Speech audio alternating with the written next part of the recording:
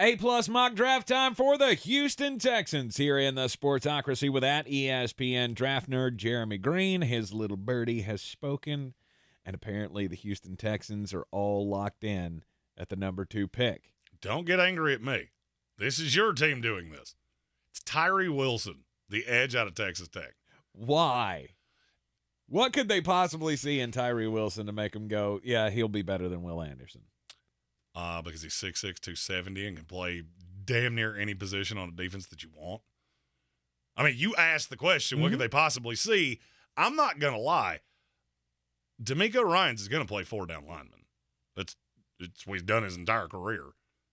I'm not telling you I agree with this. I'm just saying I see the rationale.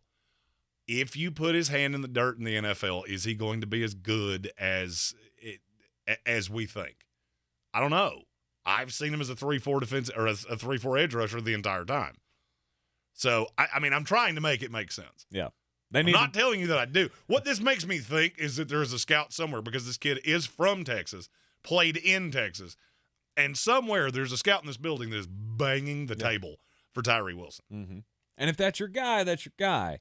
I just can't wait for the backlash on draft night when they don't take Will Anderson, they don't take C.J. Stroud, well, they don't care. Take Tyree Wilson. They don't care. That's how you wound up with Kenyon Green last year. I had a second-round grade on him. You took him at 14. Mm-hmm. This team beats to the march of their own drummer. Hey, weird. You know what other team does that? New England. You know where most of these guys came from? New England. Look, I understand why you like Tyree Wilson. A lot of people, well, he's never going to go in the top 5. He's never going to not go in the top 5. I never thought there was really a shot that he'll last past 6. So I'm just looking at him going, you can do more with Tyree Wilson than you can do with Will Anderson. I think Anderson's a better player, and I don't think it's all that close. But the burst plays from Tyree, it makes sense why a team would fall in love with him. With their second pick in the first round of the draft at number 12. This one makes a little more sense. Jaxon, Smith-Njigba. Yep, get the weapon. The draft or the betting markets are telling you this is their first 2 picks. I mean, it's A-plus mock draft, but I'm also not a fucking moron that's going to look at betting markets and go, double birds, I know better than you do. This is who you're taking.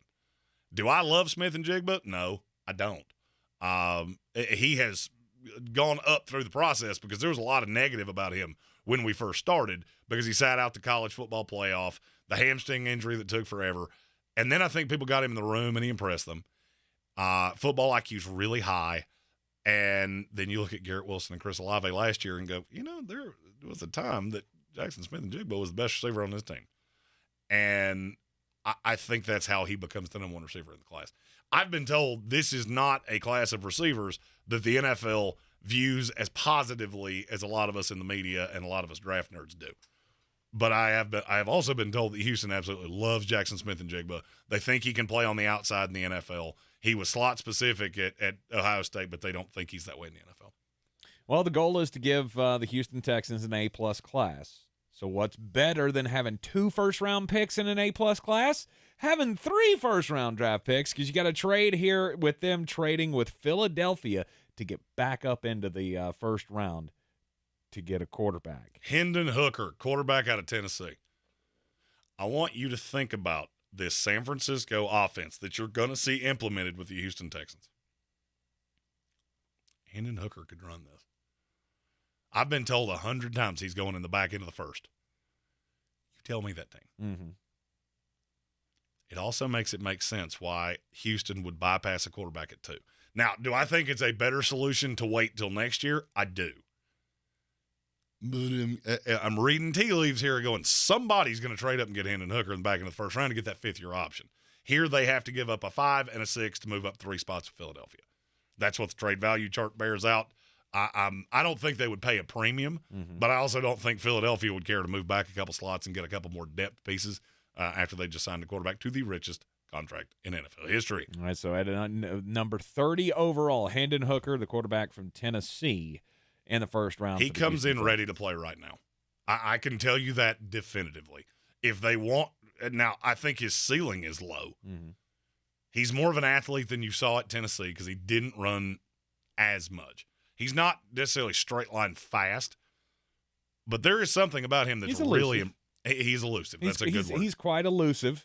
In his days at Virginia Tech, he was a problem. And the third line of my scouting report on Hendon Hooker, when he's in rhythm, he's one of the best passers in this class. That's everything that San Francisco's offense is predicated on. All right, so they trade up back into the first round. So let's skip ahead to the third round where they have 2 picks. First one at number 63, the Houston Texans could take Julius Brents, cornerback out of Kansas State. This seems real low for a guy who's lately had first-round Yeah, buzz. he's not going in the first round. I've uncovered every rock. And look, I love this kid. He was on the Amon St. Brown team as one of my favorite 11 defenders in this class. He's just not going that high. He's very scheme-specific, and I will tell you the scheme he fits in the best is everything I've seen San Francisco do, which D'Amico Ryans is going to be bringing with him. I think he fits perfectly there because he's a great read-and-react player. Not as straight-line fast as you would want.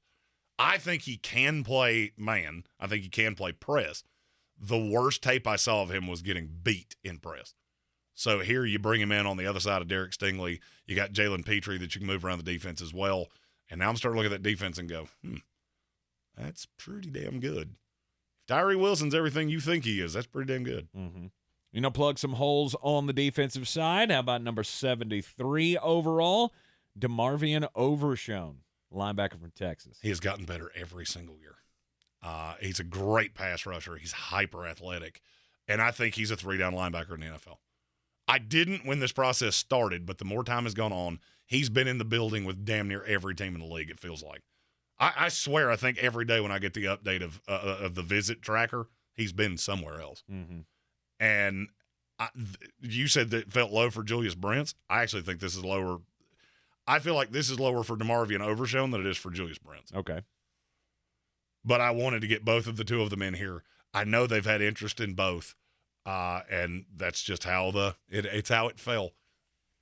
Fourth round, 104. How about a center? Go to Michigan with Oluwatimi. I feel like I say this kid's name all the time because I feel like he is one of the elite centers in this class. As we've talked about, this is a good center draft. Mm-hmm. I think he's right there with the Schmitz and the Whipplers and the Joe Tittmans.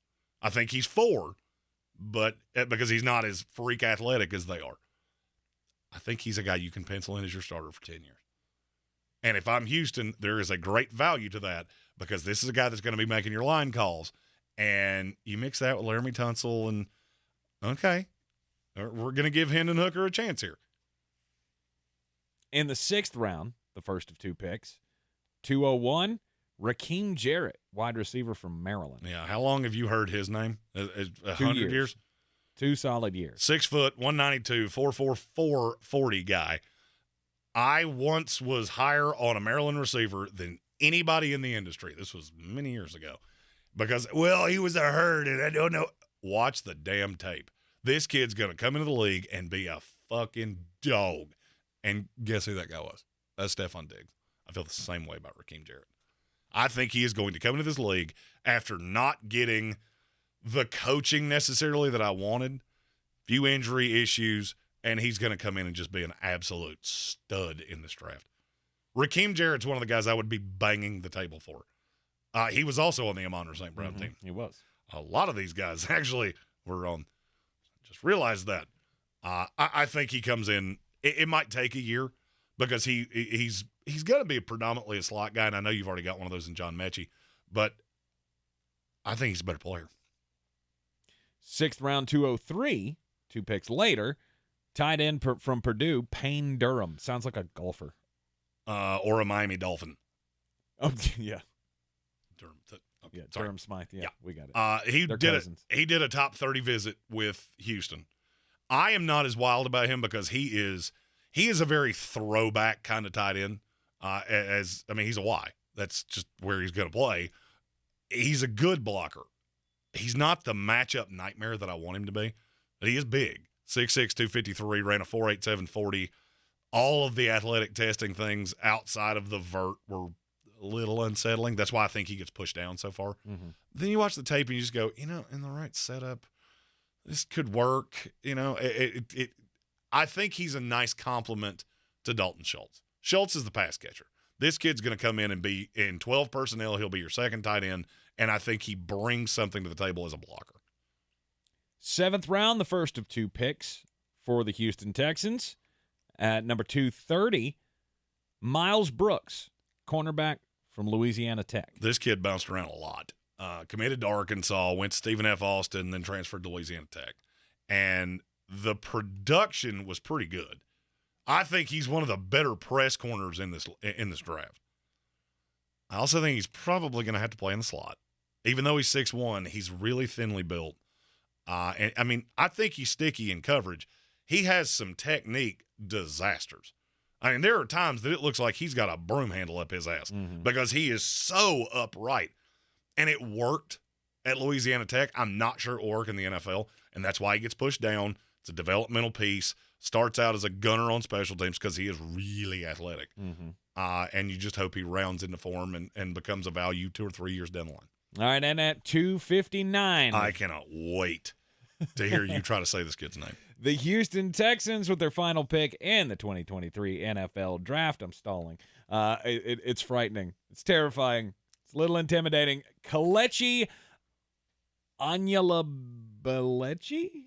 Anyalebechi. All right. Kelechi Anyalebechi. Linebacker out of Incarnate Word. Yeah. Houston apparently flipped their lid for him at a local pro day. This kid has a really interesting story because he did something that you don't hear very often. You hear guys going from linebacker, they get bigger, and then they wind up at defensive end. He did the opposite. He stood up and started playing off-ball linebacker at Incarnate Word and became just a fucking menace.